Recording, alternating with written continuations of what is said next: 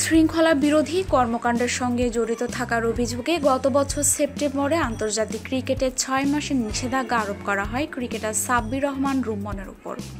যে নিষেধাজ্ঞার মেয়াদ শেষ হওয়ার কথা আগামী মাসে, কিন্তু তার আগেই জাতীয় দলে ফেরানো হলো এই হার্ড হিটার ব্যাটসম্যানকে।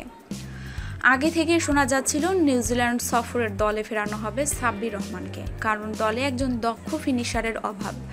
6 কিংবা 7 নম্বরের সঠিক কোনো ব্যাটসম্যানকে না পাওয়া। গত ডিসেম্বরে সিলেটে অনুষ্ঠিত ওয়ানডে সিরিজের শেষ ম্যাচ এবং টি-20 সিরিজের প্রথম ম্যাচের সময় অধিনায়ক মাশরাফি বিন মুর্তজা সাংবাদিকদের সামনে ইঙ্গিত দিয়েছিল সাব্বির রহমানকে মিস করছেন তিনি। সাব্বির রহমানকে দলে নেওয়ার জন্য নির্বাচকদের কাছে অনুরোধ জানিয়েছেন অধিনায়ক মাশরাফি বিন মুর্তজা। বিপিএলের প্রথম দিককার ম্যাচগুলোতে পুরোপুরি ব্যর্থতার পরিচয় দিলেও সর্বশেষ ম্যাচে 85 রান করে এমনিতেই সবার নজর কেড়ে দিয়েছেন সাব্বির, যদিও সেটা ছিল ইনিংস ওপেন করতে নেমে। শেষ পর্যন্ত আজ সংবাদ সম্মেলনের প্রধান নির্বাচকের কথাই পরিষ্কার হলো সাব্বির রহমানকে দলে নেওয়ার কারণ। প্রধান নির্বাচক মিনহাজুল আবেদিন নান্নু সরাসরি সংবাদ সম্মেলনে জানিয়েছেন, অধিনায়কের বিশেষ পছন্দ এবং অনুরোধে আমরা সাব্বিরকে বিবেচনায় নিয়েছি।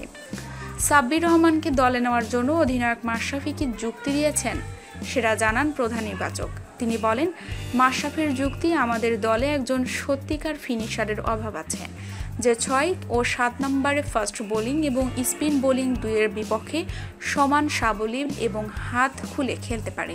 ওই ক্যাটাগরিতে সাব্বিরের বেস্ট চয়েস। মূলত এই কারণেই মাশরাফি সাব্বিরের ব্যাপারে উৎসাহী বলে সংবাদ সম্মেলনে জানিয়েছেন প্রধান নির্বাচক মিনহাজুল আবেদিন নান্নু।